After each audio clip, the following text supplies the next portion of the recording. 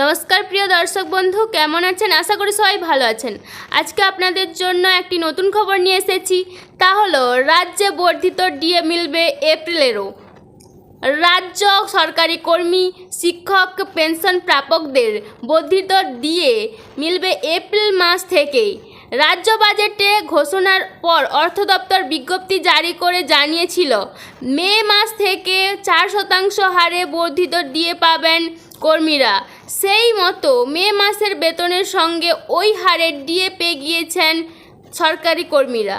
10%-এর জায়গায় তারা 14% করে ডিএ পেয়েছেন।